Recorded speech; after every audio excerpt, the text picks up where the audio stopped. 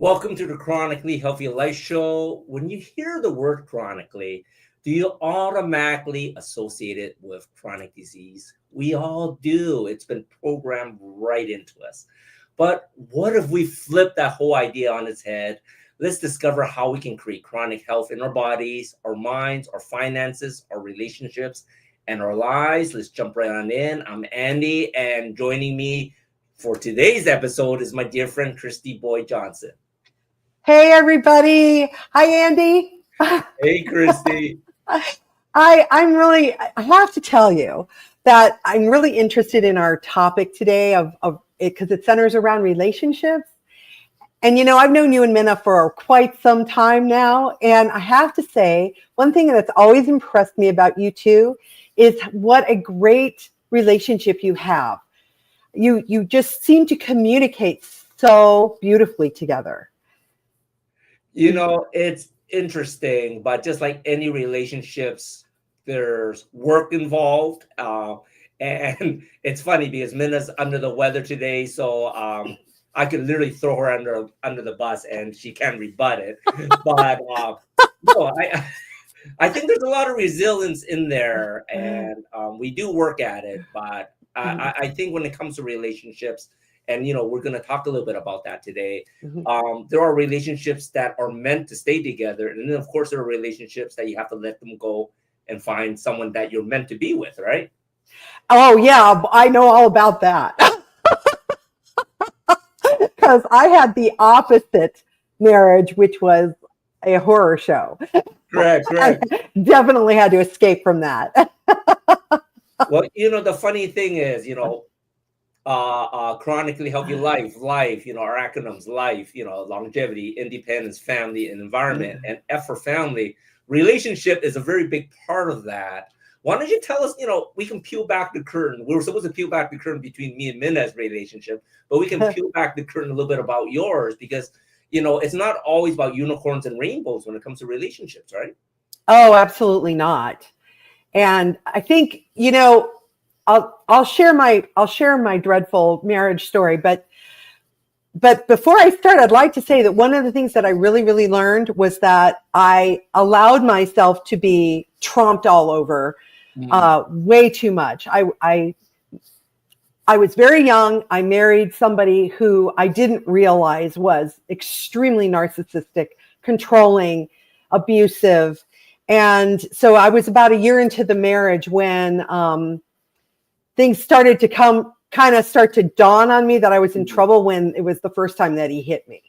Oh my God. And yeah. So it was rough. It was rough. And then to make matters worse, when I turned to my family, they didn't believe me.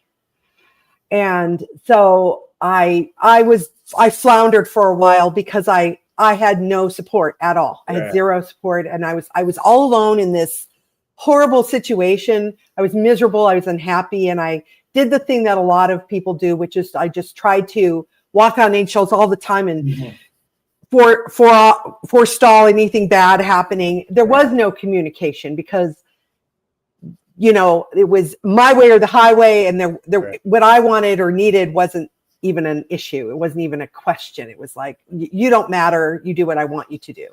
So that really extreme version of, like, it didn't matter what boundaries I set. It didn't matter what I did. I just had to get out. It was, I tried for a while thinking maybe this person that I thought he was would reemerge if I tried different things, but nothing worked because he didn't want it to work. And so I realized I was alone, and I got to the point where I was willing to live on the street if I had to. I just had to get out. And so I got out, and fortunately for me, I got some help from my mom. And then, I went back to teaching. I wasn't allowed to work during that time. Right. And then I was blamed because I wasn't bringing in an income. So, I think it's crazy because unfortunately, and this is very unfortunate, I find a lot of women think when a relationship is not going correctly, it's their fault. Definitely. We're brought up to believe that it's our fault, that it's our exactly. And then you're doing everything like you said. You're walking on eggshells. You're not doing a job. But then since you're not doing a job, now they're saying you're not making money. Yeah. So you're trying to do everything to please the other side. And I think when it comes to relationships, and that's why, like I said, right in the beginning, I think some relationships are meant to be, and some are meant to maybe, you learn something from it. Everything we learn something from. That's Right. the key. There was a lesson there for you. It probably sucked really bad, Christy, and I'm really sorry to hear that. But, we are such good friends now, and seeing how resilient you are and how you help people now, I can see how that have made you a much stronger person. Well, thank you. It definitely, I think that those kinds of things make, if you really dig into, I did a lot of work on my own responsibility. Like, what did I do to track this relationship? Why did I allow it to continue? Et cetera. Lots and lots and lots of that kind of stuff, because I'm not, he's definitely to blame for much of it, but I'm not going to live that way. Correct. And I'm not going to live in resentment and anger and fear. Mm-hmm. And all through teaching that, I tried to bring that compassion and empathy, and it did definitely. I was always a real empathetic kid. Right. I was always the one that was picking up stray animals and comforting kids in the playground and stuff like that. But it definitely took me to a new level, because you just don't know what someone is struggling with. You just don't know what they're struggling with. They could be struggling with something you have no idea. And an act of kindness can make all the difference. Well, and like you said, it's because you're so empathetic. That's probably what kept you in the relationship, thinking that you can fix it. But it wasn't your relationship to fix, right? Right. Relationship goes both ways. And look, you're doing so much more better things now. So, congratulations on you, because I think a lot of people, and I don't want to just pick on women, even for the men, there's a lot of relationships that I think that, they shouldn't be together, right? Yeah. And with the last pandemic in the last 4 years, me and Minna were saying people are either going to get closer or they're going to be driven apart. And it's so true. I see it on the Facebook post, and you can see the pictures. Like, they're literally shooting laser beam from their eyes, even though they're supposed to be a loving couple. You can tell these couples aren't meant to be together. Yeah. Right. And I think that's why it's so important for coaches in our lives, right? We have life coaches in all aspects of our lives, and we think that life is easy. Life's not easy. No, it isn't. Everything, right? Right. And one thing never to forget is that the kids matter. We tend to think we can hide things from the kids. They see everything. We have to be honest and upfront with them, because they need to grow too. Otherwise, they get dysfunctional. Oh, we don't have enough time for that. I can think about my family, how dysfunctional all my brothers and sisters are, because we follow our parents, right? Because that's the thing, and that's why, like you said, it's so important. If the relationship isn't working, it's better to let it go and find the one that you're meant to be with. Right. And that's sort of a segue for a little bit for our guest today. She is, well, I'm not even going to tell you what she is. She'll tell you when she gets on the show, but she does help people find their new soulmates when you got stuck with the wrong one to start off with. Yeah, I'm really interested in this conversation today. I'm going to be taking notes. I have to keep my other half happy, so. But we'll be right back after these short break.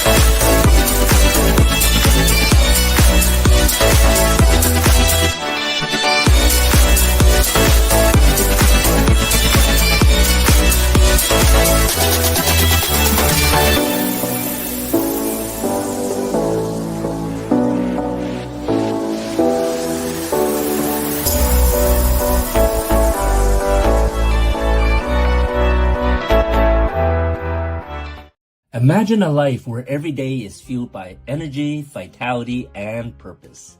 Where age is just a number and your best years are always ahead. Hi, I'm Andy Nam, certified functional nutrition longevity coach, best-selling author, and international speaker.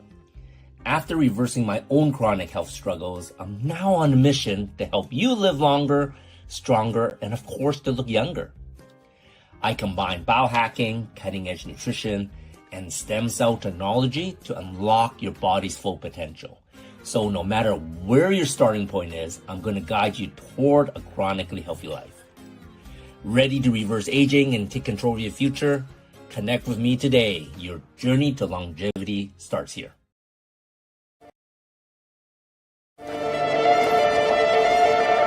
An empowered life has no expiration date. We're all created to do incredible things, like conquer summits, catch big waves, and live our passions. As time goes on, our bodies begin to show signs that things just aren't as they used to be. Our energy levels decline, sleep patterns shift, and recovery slows. But our bodies are masterpieces of design, holding the potential to bounce back better than ever. With X39, we achieved something remarkable in the field of wellness and regenerative science that others could not. By utilizing LifeWave's unique patented technology, X39 uses light to elevate GHKCU, a copper peptide known to support overall health and wellness. Unlike traditional light therapy, which requires external light sources, X39 uses the body's own infrared light to naturally increase vitality, enhancing the body's flow of natural energy. For improvements in strength, stamina, performance, and overall health and well-being, with the simplicity of an affordable, non-invasive, non-transdermal patch. As we age, levels of these life-enhancing elements, which are associated with wellness and longevity, begin to decline. LifeWave invested 10 years into stem cell research, which resulted in over 70 patents. X39 was born to bring to the public a product that can support wellness in an entirely new way, supporting the production of younger, healthier cells with wearable light technology. Becoming a powerhouse is easier than you think. Harness your body's natural potential to maintain youthful energy and vitality, because life comes at you fast, but it doesn't have to pass you by. Live long, live well, live young. Be the light with LifeWave X39. LifeWave. Hello, and welcome back to the Chronically Healthy Life Show. I would like to introduce you to our guest today, Leandra Frey. She is a certified life coach specializing in helping women recover from heartbreak after divorce. Her mission is to shorten the time it takes to heal and recover your sense of self after the trauma of a divorce. Her goal is to help women reignite their love life with courage and attract the right mate. She helps women navigate the world of dating with an authentic approach of learning to have fun and confidence at the same time. Having been divorced herself, she knows the power of shifting your mindset from resentment to feeling love again. She lives happily in the Colony, Texas with her husband, Dale, and their fur family of 2 dogs and 2 cats. Welcome, welcome, welcome. Thank you. I'm so happy to be here. Well, we're delighted to have you here today, Leandra. Yeah, thank you. So, wow, healing after divorce. I think that's an enormous topic. Yes. Yes. But I noticed that you were talking about the importance of creating boundaries. Mm-hmm. So is that when you're going through a divorce, how would that even look? What? Yeah, when usually, and this is way when I first learned about boundaries, my parents had really great boundaries for us, but when, I got into a relationship, I think we were talking about the introduction, or you guys were talking about the introduction, that women are not created to, if you were born before 1986, and this is what I always say, we definitely come from the people-pleasing generation of saying yes, looking pretty, making sure that no one says has any disappointment on their face. And it starts when we're little kids, when we're little girls. I don't even say kids, it's specific to girls, right? It's like if a friend comes over to, your parents' house or a family member, whether it's your aunt or your uncle, you're expected to go over there and give them a hug, whether you want to or not. Right? And you're not given the agency to say, Mom, I don't want to hug my uncle or want to hug whatever. I don't want to have to smile on the face. I don't want to have to do this physical thing, whatever it is. I'm not saying anything terrible, but there's such a focus on a performance, right? Yes. It starts when we're little. I mean, like babies, like 1, 2, 3. And then we say, well, oh, if you made mom sad or you made them sad, right? And Yeah. like what? Everything we do is about someone else's feelings. What about our feelings? Exactly. And so it begins then. And it's not until we're way later in life that we understand, oh, wait, we have agency. We can say no. And by then we've either are in a marriage that we don't want to be in, or we endured something traumatic, similar to what when you were talking about your story. I was like, oh my gosh, like I know what she's talking about. And then when your mom said, before your mom became your support, but at the beginning when you didn't have the support, that idea was so foreign to them. Like, wait, what? There's a problem. It's something that you did, that you must have done to have created. And I know in that case, you said that they didn't believe you, but I was just like, you see this so many times. And so when people are coming out of divorces, especially the ones that have been like 10 to 20 years, you hear the woman say, I finally feel like myself again. Yes. Right? We're here. I finally feel free. I finally feel this. And because I've been, living this other life than my own, and we want to blame the spouse, but really it started way back when. And part of usually when I notice if there's a problem with a relationship, I can usually pinpoint it to boundaries, like 100%. Okay, not 100, 90%. I can usually pinpoint it. Like if someone's coming to me, like if they're in a relationship, if I can hear there's problems, or if they've just come out of a divorce or a relationship, I start asking questions, and then I'm like, I can see where there was some discrepancies or expectations not set, but a lot of them, it's always around the boundary situation.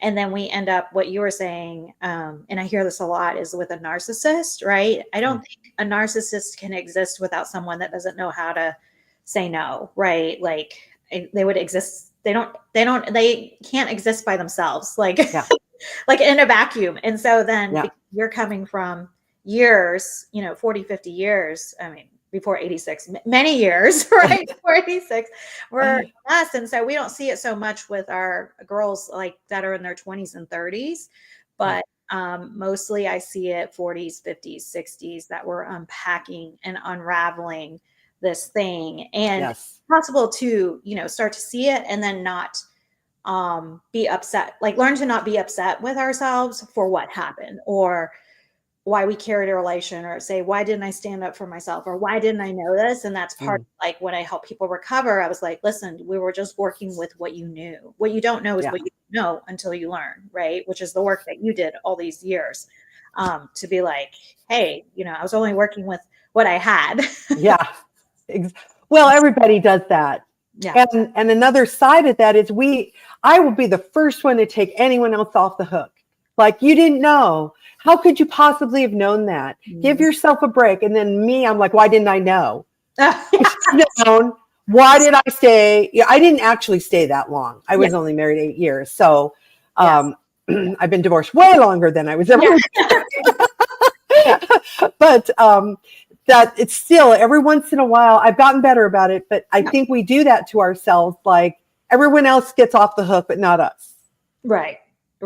Yeah. And it's a default thinking, like it's our first like thinking. And then we have to, learn to make the decision and be like, that thought doesn't serve us. Right. Like, but that's an active, it's an active thing that we have to do. And we're like, why are we doing all this work? But eventually we hope it becomes a habit. It shows itself up usually if we're like, let's say we've mastered it and been like, no, I only had the capacity for what I had. Yeah. But if it comes out, when we're having a bad day, that little thought will come up. We're like, it was all your fault, right? Usually, like if you had a bad day or you're going through a season of like you've lost someone, or like, it's a stressful situation, something will like kind of bring it back up, but then you just have to tell yourself like, this is, hey, we're not there anymore. We just have to not move past it, but hey, we're in a different space right now. That is really hard, but it is not the same situation. That also takes practice. All of it takes practice. It really also helps to have someone who if you say, hey, I'm doing that thing again, and then they talk you down. It's like, oh, no, you don't get to do that. You don't get to make yourself responsible for the world. Right? Very true. I definitely have. My sister is one of my people that helps me with that. And then there's other people in my life. But surrounding yourself with people that are, when they say the 5 people that you surround yourself are your biggest influencers, right? And then you want to surround yourself with like people that are just pour into you, right? Versus the opposite. So right. She's one of mine. Well, that's wonderful. I hope everybody has someone, at least one person that they know that's there. Yeah. The other thing is, like, I noticed, like, if I talk about the end of my marriage, I was the one that did the changing. He didn't change at all. He kept trying to do the same things, but I was taking a step back and I was unconsciously, I didn't really realize it at the time, but now I know. I was setting boundaries, and I was like, no, I'm not going to do that. Yeah. And if if he didn't like it, I just didn't do it. Yeah. You're like, so what? What are you going to do to me? Yeah. Yeah. You can't do anything worse. You're like, I'm over this walking on eggshells. Yeah. I remember you had said that. And it's so cool. Yeah. And it's like, whatever thought, like, going from like, especially at the beginning of your marriage, I think you were a year in, right? Yeah. When everything happened. And then, I don't know if you watched the latest Martha Stewart documentary. She says this quote, which is like, if you want to be happy for 1 year in your life, get married. 1 year. Yeah. Well, I wasn't happy. Yeah. Oh, yeah. I wasn't happy. I kept thinking, I don't understand why this is making me miserable. Oh, okay. And I'm supposed to be happy. I'm supposed to be married now. I'm supposed to be this happy wife, and I wasn't. Yeah. And I kept trying to pretend I was. Oh, okay. So you were not what she said. I say that when I first year of marriage, when I think about, because when I first married, I had a similar situation where there was physical abuse, but near the end. It wasn't a chronic thing. It was more, we did not have the tools to talk to each other very well. But so when I think back on our first year of marriage back then, my first marriage, it was, we were stressed out. I mean, we were stressed out. But to what I was saying, when your first year, okay, granted you were not happy, but a lot of times we won't do anything about it because we don't want to face a divorce. We don't want to be alone. Right. We don't want to face anger again. Your physical abuse, you don't want to bring it on again. And so that's why you were like, I better just not say anything. Right. Like, lest whatever, but at that time we didn't know what was going to set it off. Right. So, we do all sorts of stuff not to go into the other side, the unknown. What does it look like to be by myself? Right. And to your point earlier, there was this whole thing in me that it must be my fault. And, it's like, I must be not working hard enough to make this work. Yeah. And, and it's all an illusion. That's the stupidest thing about it. Yeah. It's not real. Yeah. It's all what we're thinking. I know our whole relationships are based on our brains, right? What are we thinking about what they're saying, what the relationship is, what we think the relationship is, what we're thinking about our own thoughts. Yeah. And then the judgment that happens in the back end, right? And you're just like, what you're like, I should be in a happy marriage, or the million things that is going on. Yeah. I understand that. Yes. So let's start. Like, if we're going to go into, you help people find somebody who's right for them. So establishing healthy boundaries right from the get-go. Mm-hmm. And for someone like me that didn't learn that, because I am pre-1986, like I was, you have to be nice and keep your mouth shut. Yeah. And don't rock the boat. And that's not my natural personality at all. I didn't think so. I love it. I love it. So how do you I think we mistake it and think we have to be rude about it, like you're not going to do that to me. That's not really establishing a boundary. That's just being rude. Yeah, that's being reactive. Yeah. And so in the world of dating, right, if we apply the boundaries to a world of dating, like I sit with my clients or even people I'm just talking to, like we have to define what the boundaries are, right? And then what's not a boundary. A lot of people mistake the two, right? Mistake like a desire as a boundary, right? So the thing that comes up 100 times is texting. Like, well, they texted me yesterday morning, but they didn't text me this morning. And somehow they think that's like a boundary thing, and I'm like, no, that's just a desire, right? That's a request. That's not a boundary. Or, I wish that they would say good, still around texting. I know it sounds really minimal, but I can't tell you how many relationships stop because of the text or lack of texting or not enough texting or too much texting. Is that it'll be like, well, they didn't say goodnight to me, or they didn't ask me about my day, or they didn't give me an emoji, right? Like cute emojis. And then it'll be, I'll be like, that's not a boundary, right? So an example, like boundaries, are about, it's creating a delineation between you and me, right? Physically and emotionally, right? So we know the physical is an easy one, but an emotional one, we're not sure where that begins, right? And especially if we're getting back out into the dating world and we're still maybe feeling a little trauma from our divorce. And I also work with widows. So they're like fawns in a forest, like they're like baby deer out and about, like, oh my gosh. So we have two different energies going on, but the thing about it is that we clarify what isn't and what is, right? If when you say this to me, I feel good. Okay, great. That's not a boundary, right?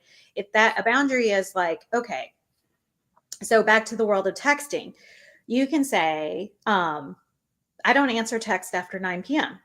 Okay, like, after 9, I go to bed, whatever. The person can still text all they want. Okay, you can make the request, like, you can make the request, please don't text me after 9 p.m. But what happens is we get upset that they keep texting. I'm like, you just don't answer the text until you get up the next day, right? Right. And, then that's the boundary.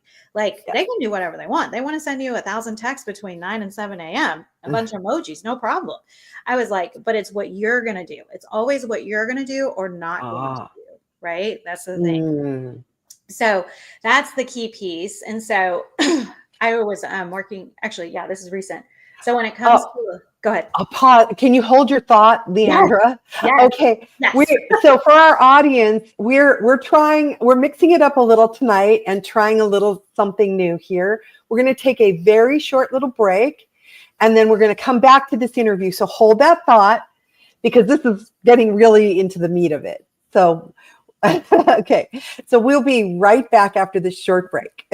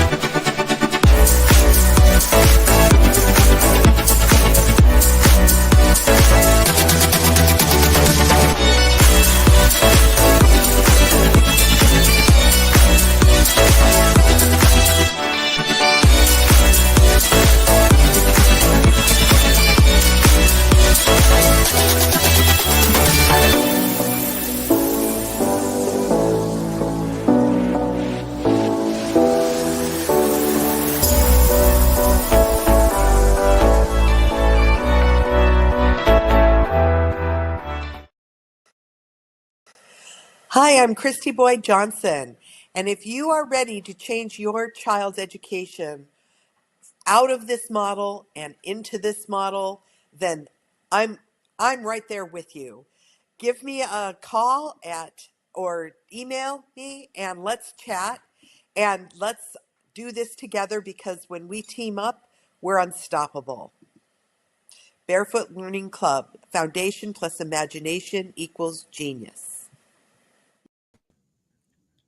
Welcome back to the Chronically Healthy Life Show with our guest today, Leandra Frey. Okay, so we were just getting into the meat of boundary setting. So you were explaining to us that it's a request to say, please don't text me after 9, but it's a boundary to say, I don't answer. It's always about us. I don't answer texts after 9. You'll just have to wait till tomorrow. Yeah, that's exactly it. And that's just an example of upholding a boundary. You get to go to bed at 9, right? You still get to do whatever you want. If that upsets them, okay, fine, not a problem. Now I understand there's a whole talk I can do about like what to do when they're upset and whatnot. But the key is you hold the line for yourself, because eventually, when you're consistent, especially when you're going into a new relationship, right? We're all excited. Oh my gosh, we're so excited.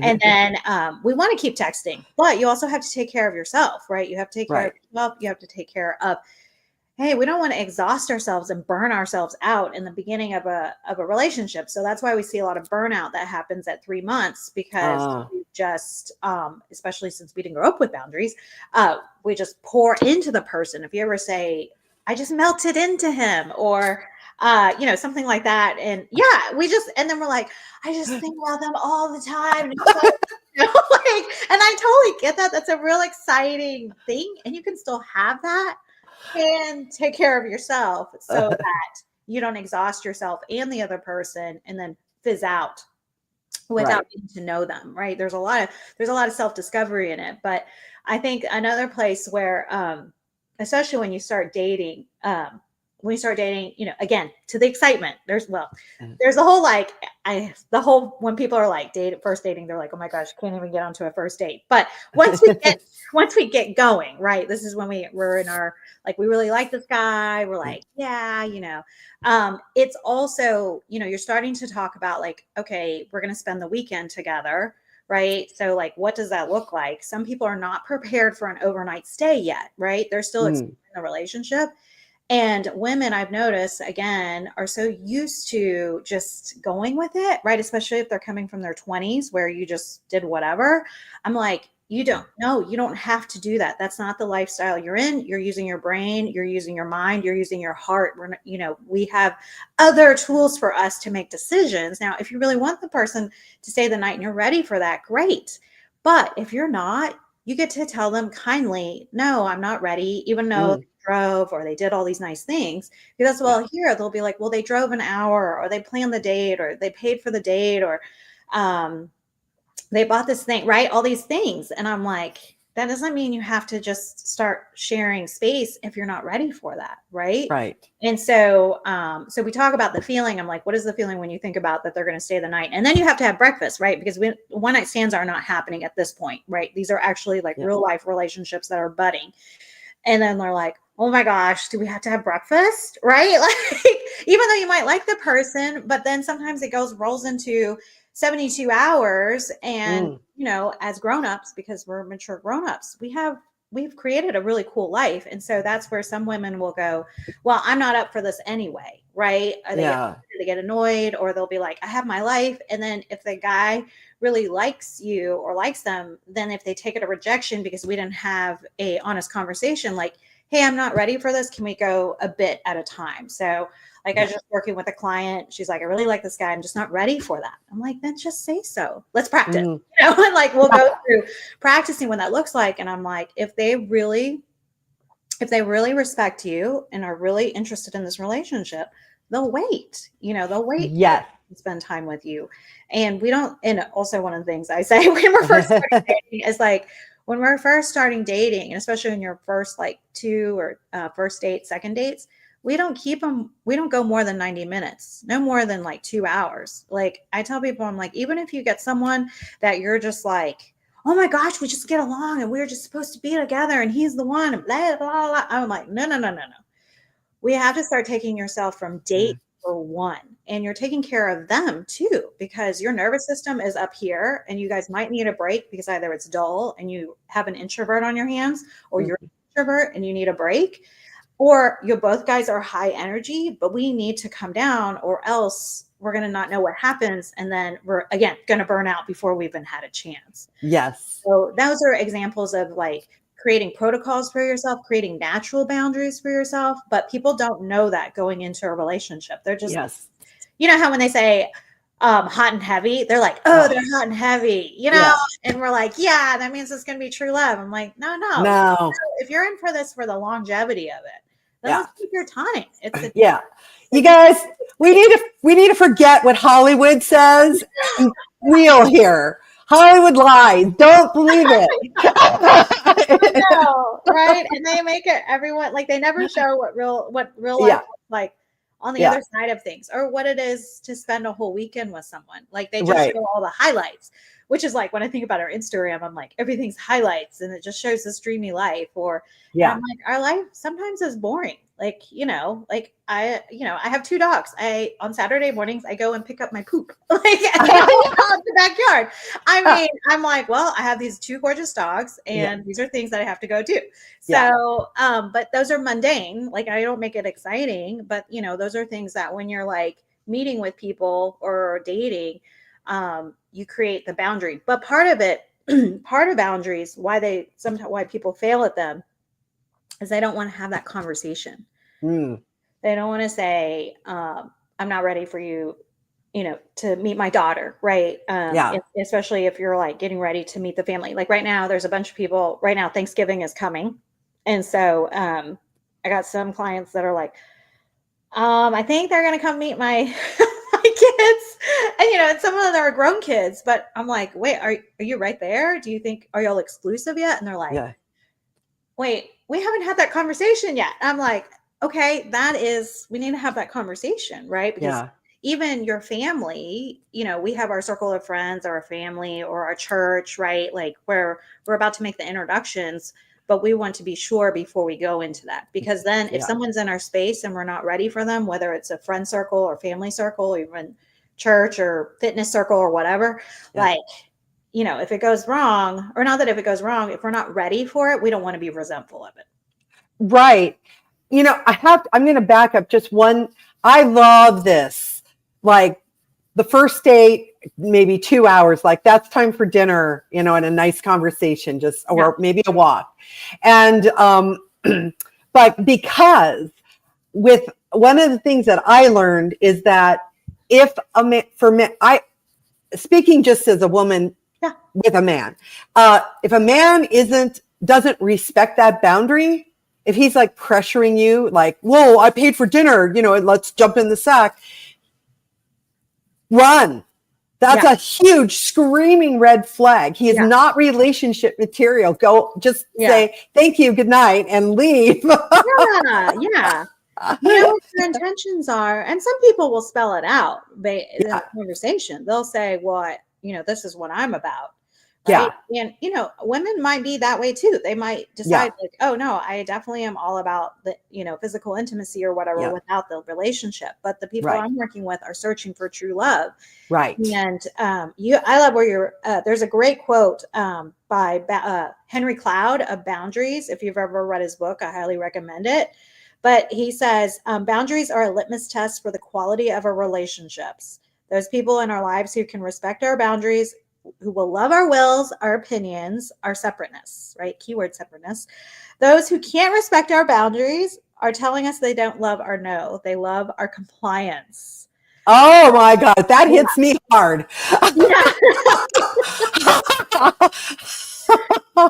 So you were saying it perfectly, right? Just I was like, I got to give you this quote. You will love it. It is perfect. It is perfect. We're going to have to definitely post that one. That is so true too. And that, I mean, you'll know in that first 2 hours if they're gonna, and it does go both ways because, I know many men who are in deep with narcissistic women. And I think it's harder for men because women are sneakier than men are. Men are more blah who they are.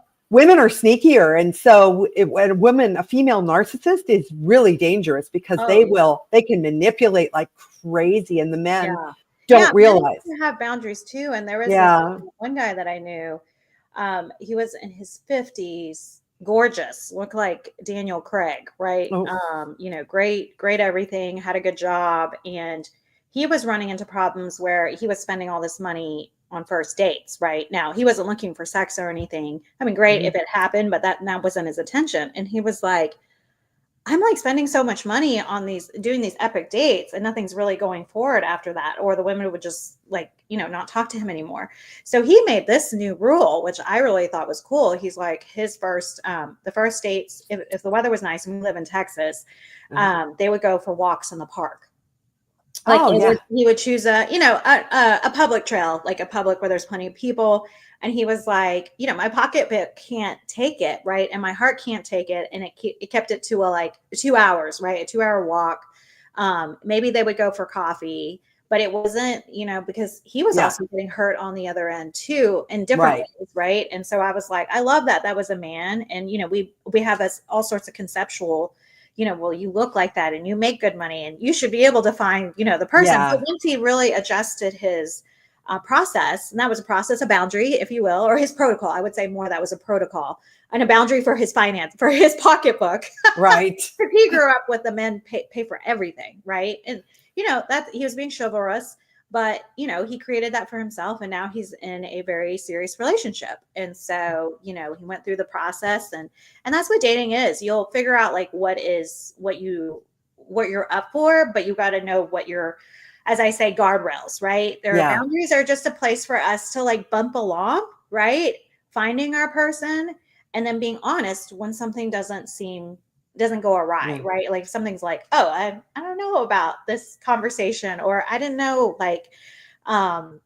if you didn't know something, it's a chance to check in and be like, do I need to create a boundary, or is it a conversation before we have to institute something, right? Right. And so that's where having what I call difficult conversations is very imperative in a successful relationship. So, and that's a whole nother topic, but it is part of having boundaries, is because a lot of people don't want to have that serious conversation to say, X, Y, Z.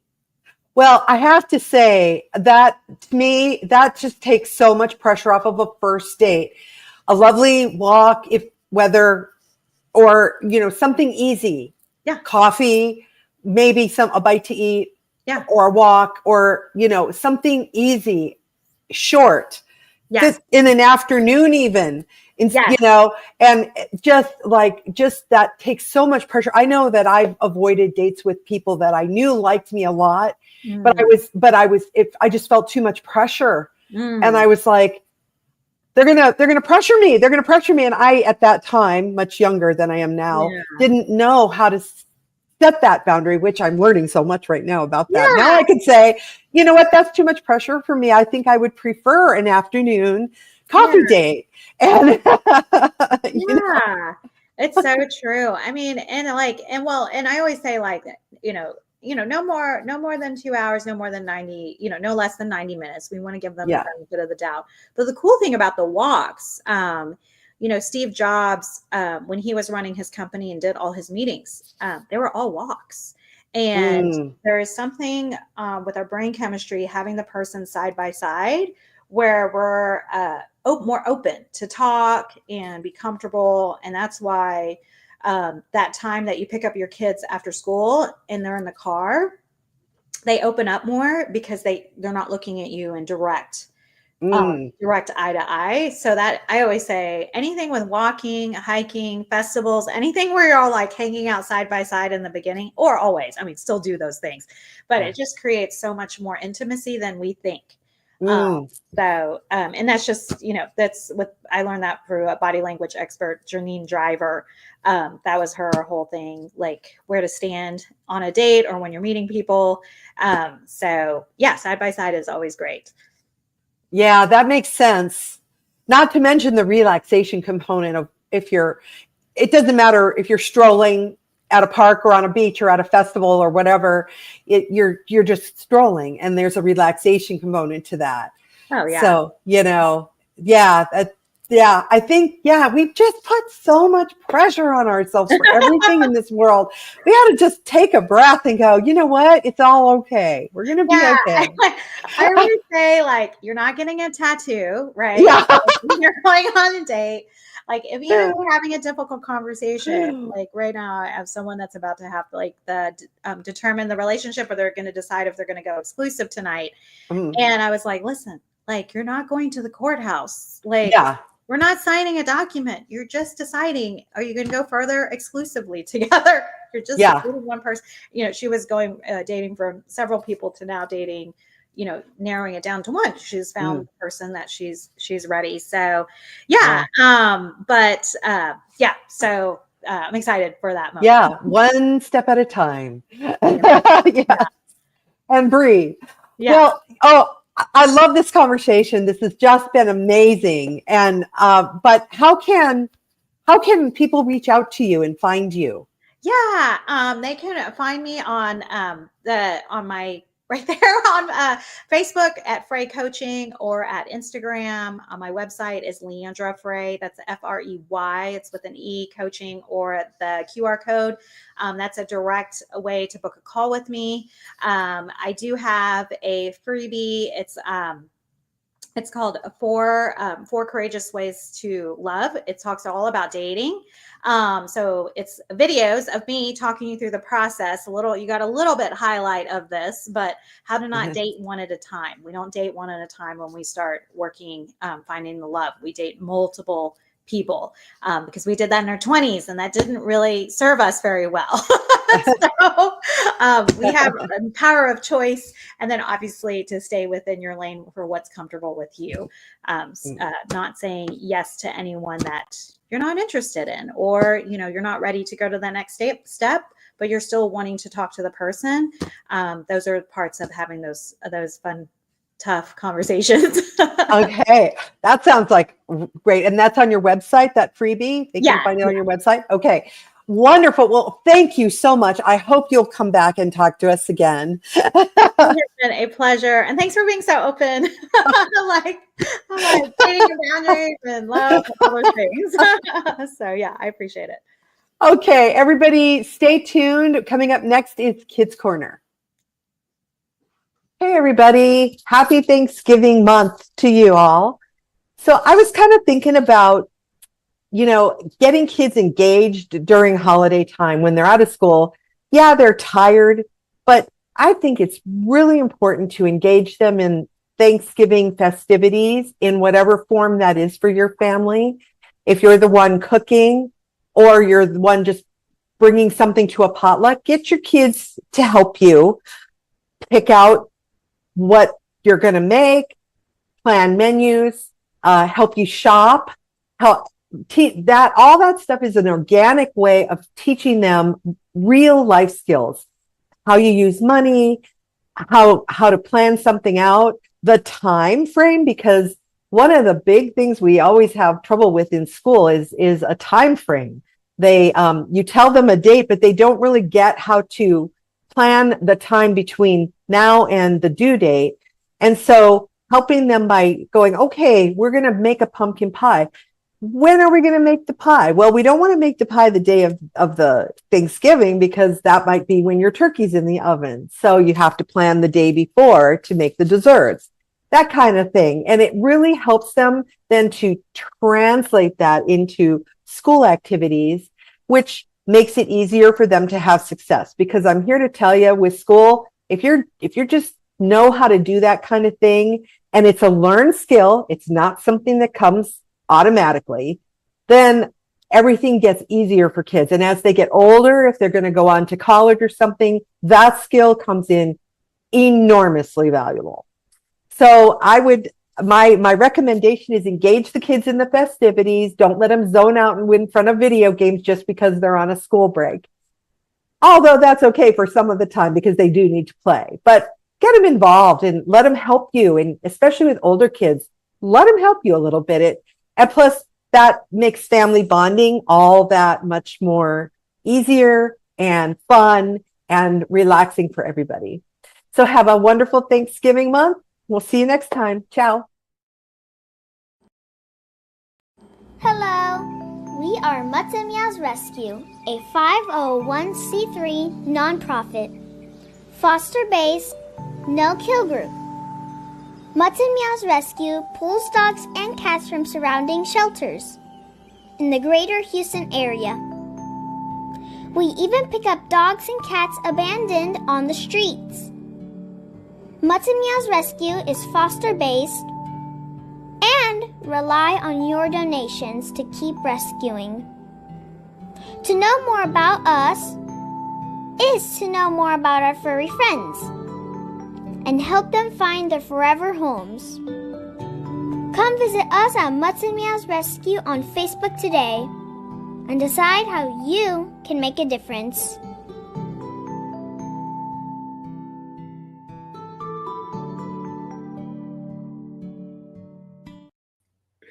Welcome back to the Chronically Healthy Life show. Oh my gosh, what an amazing interview with Leandra. There was like so much information on there.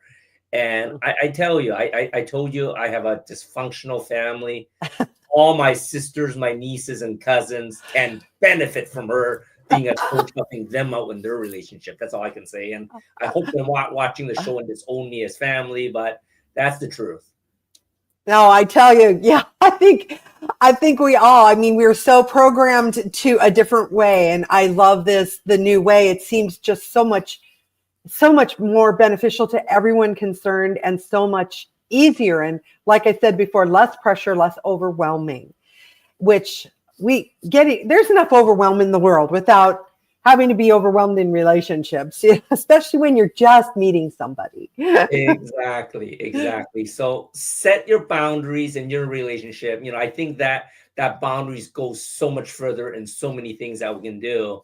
But yeah. I love that, set your boundaries and don't break them, right? Make sure you set the boundaries, don't break them. Yeah. You have control, like she says, it's your control. Don't give away your control. And see how where you find your next soulmate coming up for those that are looking for someone to live the rest of their lives with. Yeah, so, I know. It's never too late. Never too late.